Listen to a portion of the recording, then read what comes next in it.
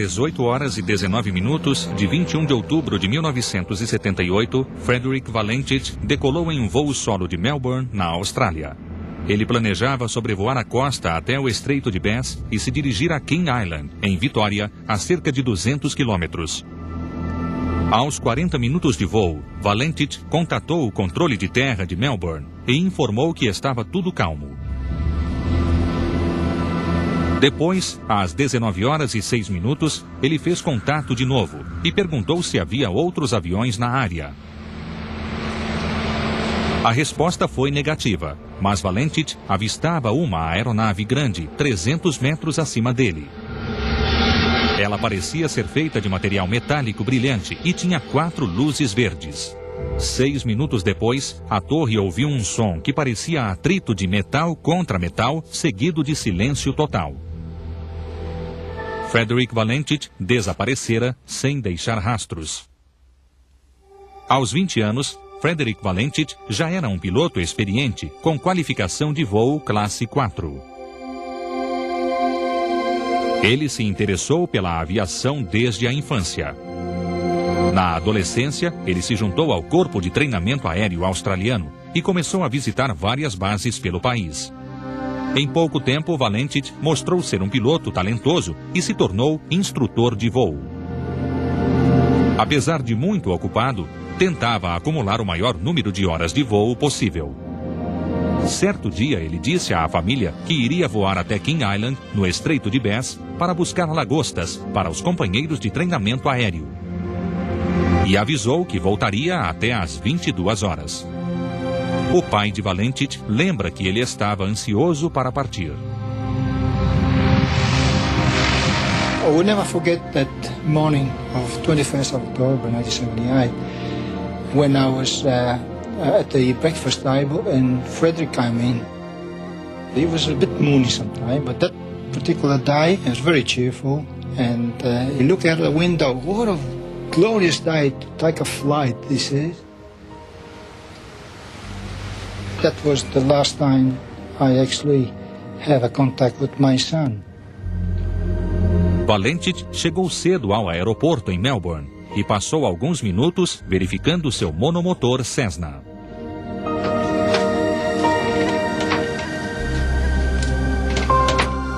Havia combustível suficiente para ele ir e voltar de King Island, uma ilha situada no Estreito de Bass, entre o continente australiano e a Tasmânia. Às 18 horas e 19 minutos, ele taxiou pela pista e decolou. Embora fosse quase noite, as condições de voo estavam perfeitas. Boa visibilidade, céu claro e ventos leves.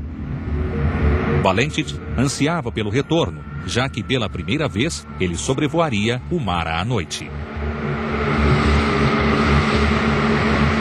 Antes de deixar Melbourne, ele registrou o plano de voo até King Island, mas por algum motivo não registrou o plano do retorno.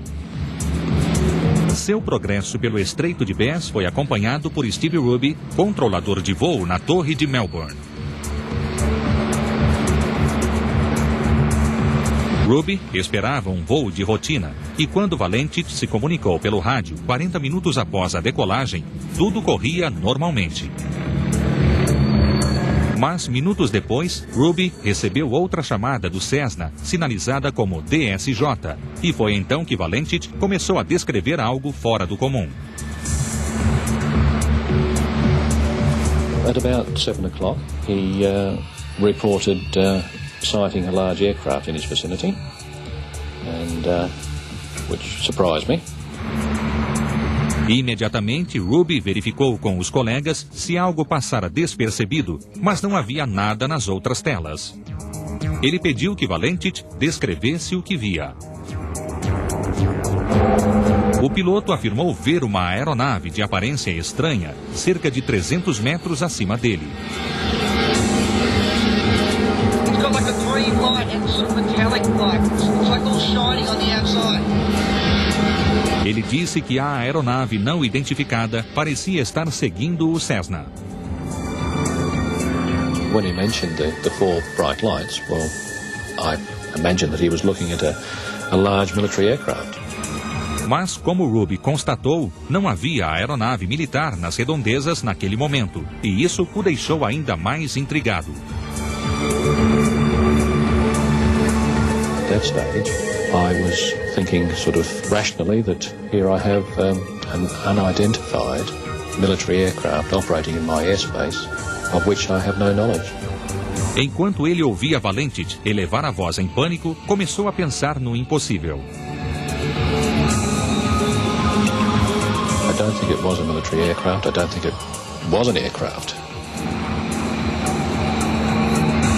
Valentit voltou a falar pelo rádio. It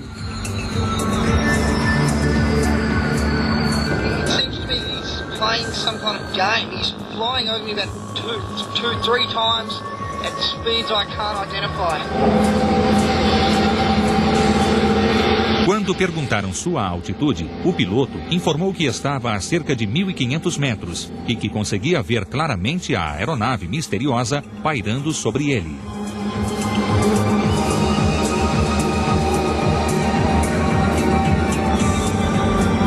A essa altura, Ruby estava alarmado. An aeroplane just wouldn't do that sort of thing. So my belief changed as the communication continued from one of, it was initially an aeroplane, to one of, it must be something else. Mas o que poderia ser?